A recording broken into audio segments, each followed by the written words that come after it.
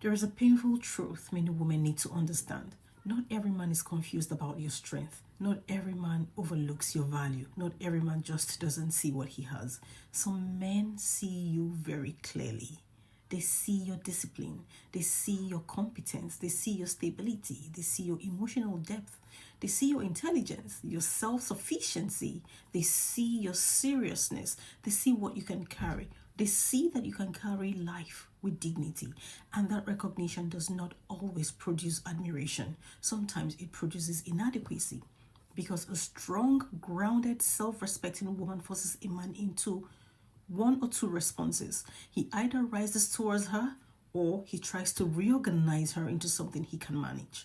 And this is the part many women miss. When a man is underdeveloped, entitled, insecure, unstable, or fragile, he often cannot bear the silent comparison your existence creates. Not because you are arrogant, not because you are doing too much, but because your way of being exposes what he has failed to become. And a certain kind of man cannot meet that exposure with humility. He meets it with strategy. He begins trying to reposition you. He cannot comfortably meet you as an equal, so he starts trying to make you a helper instead of a partner, a supporter instead of a beloved, a financier instead of a wife, a caretaker instead of an equal, a special function instead of a full person, an assistant to his vision instead of a co-creator of a shared life.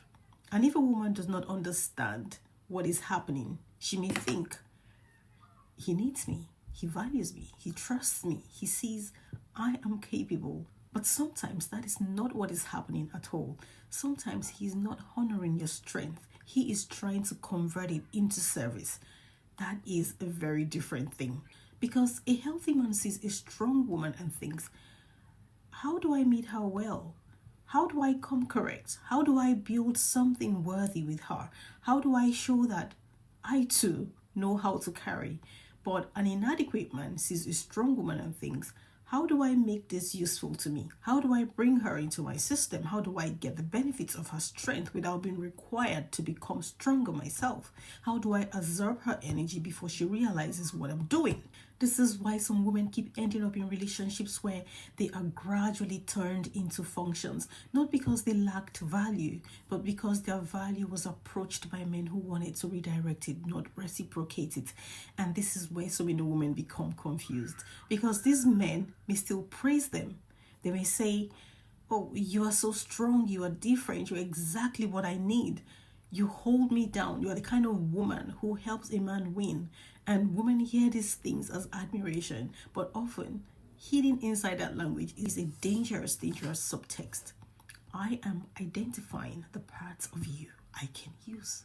And that is why you must learn to distinguish between a man who appreciates your strength and a man who is quietly assigning it a job. Because the wrong man does not merely want to love a capable woman, he wants to benefit from her capacity. He wants her organizational ability, but not her standards. He wants her stability, but not her equal authority. He wants her support, but not the accountability that should come with it. He wants her emotional intelligence, but not the mirror it holds up to his immaturity. So he starts subtly reassigning relationships in a way that reduces her from a person to a role. And that is the warning.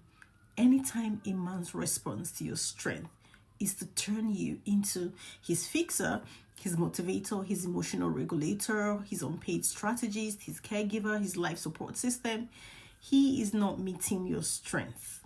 He is consuming it.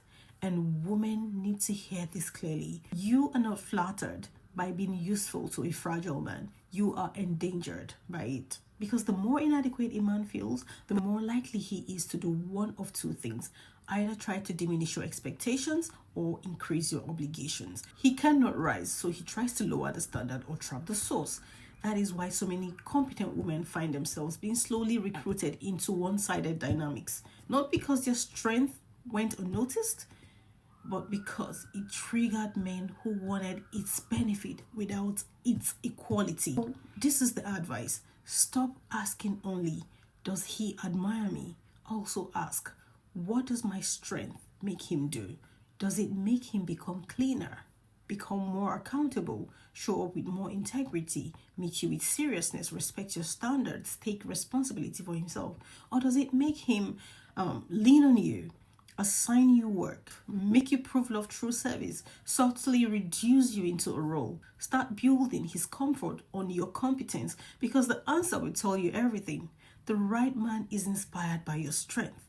The wrong man is threatened by it. And a threatened man rarely says, I feel small next to you. He says, help me, support me, build with me, be patient with me. Real love means standing by me. This is what a good woman does.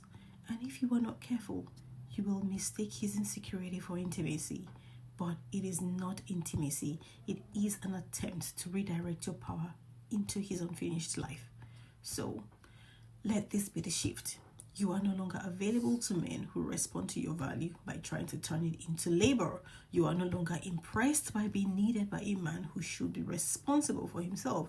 You are no longer confusing praise for assignment, because not every compliment is appreciation. Some compliments are reconnaissance. And the deepest lesson here is this: a man who cannot stand beside your strength will always try to find a way to stand on it.